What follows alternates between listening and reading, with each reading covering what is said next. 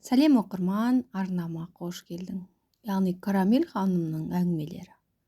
Пойызда болған оқиға. Әңгімені тыңдамас бұрын арнама тіркеліп, лайк басып қолдауды міндетті түрде ұмытпаңыздар. Пойызда болған оқиға. Есімім Айман. Жұмысыма байланысты жиі сапар шегетіндіктен күнделікті өмірімнің көп бөлігі жолдарда өтеді. Алматыдағы жұмыстарымды ерте бітіргендіктен қонақ үйге барып, босқа жатқанша Астанаға ертерек қайта берейін деп билеттерге қарасам, ұшаққа билет мүлде жоқ екен. Амал жоқ, пойызға билет алуға тура келді. Солайша сөмкемді жинап, вокзалға шығып кеттім. Билет алу оңай болғанымен, біздің пойыздардың жағдайы мүлдем есімнен шығып кетіпті. Адамлық толы. Әлі де купеге билет алғаным қандай жақсы болған. Пойыз орнынан жылжумен мен орнымда орналасқым келмеді. Сөйтіп дәлізде ары-бері сандырақтап жүріп алдым. Сол арада жанымнан өтіп жатқан жұп вагон ресторанға барып тамақтану жайында сөз естіп қалдым. Осы уақытқа дейін пойыздарда ресторанның болатынын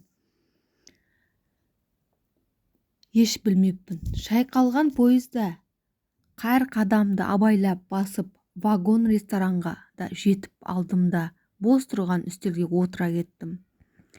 Сэндвич пен ішімдік алып, айналамдағы адамдарға қарай бастадым. Қарсы беттегі орта жастардағы жұпқа көзім шалды. Ер кісі маған теріс қарап, келіншек болса маған оң қарап отырған. Алдарында сыра мен шешілі болатын. Алдымен әйелдің қолаң шаштары, сүйкімді жүзі, жылтыраған тырнақтарына мән бердім.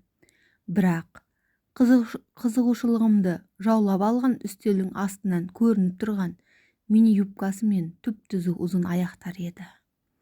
Қанша қарамауға тырыссам да, еріксіз көзім түсіп кете береді. Сіздерде болатын шығар осындай мезеттер. Қарамаймын десең де еріксіз қарап қоясың. Осылай өзіммен өзім күресіп отырғанда, әлгі әйелдің менің қарап отырғанымды байқап, маған қарап отыр екен. Ыңғайсызданып көңілімді басқа жаққа аударуға тырыстым. Бірақ көп ұзамай қайта сол аяқтарына оралдым. Отырғанымда әлгі әйел тағы да мені ұрлық үстінде ұстап алды.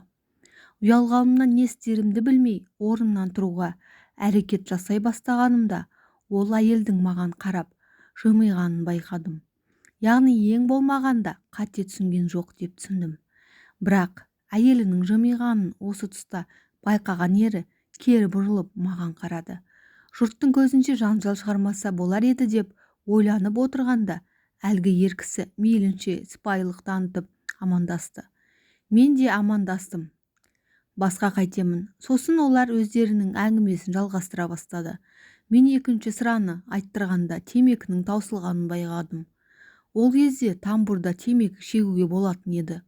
Сонымен асықпай сырамды ішіп отырып, кезекті станцияға тоқтағанда жүгіріп барып, буфеттен темекімді алып бұрылсам, әлгі еркек жымиып артымда тұр екен.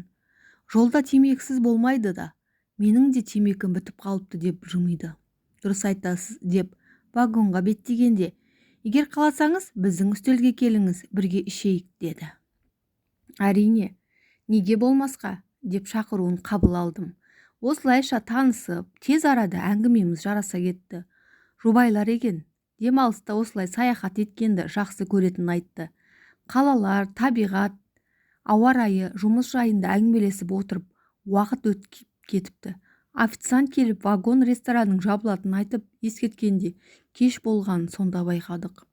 Шынын айтсам, бұл жұптың өмірге көзқарастары, жұмыстың қамымен қысылмай, барлығына жеңіл қарайтыны қатты қызықтырды. Айрылғым келмеген еді. Осыны байқаған келіншек сыра алып, біздің жанымызға кел, сонда жалғастырайық деп ұсыныс айтты. Мен ыңғайсыз болар деп тартынып тұрғанмын. Жоқ, онсыз да люкс вагондамыз, жанымызда ешкім жоқ деп қолымнан ұстап жетелей кетті. Осылайша жаңа таныстармен барып, солардың купесінде жалғастырдық. Сырада жеңіл қарайтынымыз болмаса, негізі көбірек ішсең әжептәуір мас болып қаласың. Біз де аз ішпеген едік. Үшеуміздің де мас болып қалғанымыз байқалды. Мен болсам әлгі әйелдің аяқтарынан көзімді алар емеспін. Мас болғандықтан болар, тесіліп қарап отырмын. Ол болса мұны ашық айтып, әзілге айналдырып, күлкіге қарық болып отыр. Біраздан кейін ысып кеттім деп шешіне бастады. Менің реакциям жай болып қалған. Не болып жатыр деп ойланып отырмын. Сол кезде әйелі, сен ысынған жоқсың ба деп жауабын күтпей күйеуін де шешіндіре бастады. Мұндайды бұрын-соңды көрмеген мен бақырайып қарап қалғанмын. Сол тұста алғы әйел менің қолымнан ұстап, еш қысылма, біз үшін бұл үйреншікті жағдай деп өздеріне тарта бастады. Мастықтан болар, мен еш қарсылық көрсетпедім. Осылайша бір мезетте үшеуміз де жалаңаш қалдық. Менің бар көңілім әйелдің жалаңаш денесінде. Не деген сымбаттылық, барлығы өз орнында. Ешқандай артықшылық жоқ. Осы тұста бұл екеу құшарлана сүйісе бастады. Жандарында мен мүлде жоқтай, тіпті байқар емес. Олардың бірін-бірін аймалаған сахнасына қарап отырып мен де қозып кеттім. Астым суланып, еріксіз күн тимесімді уқалай бастадым.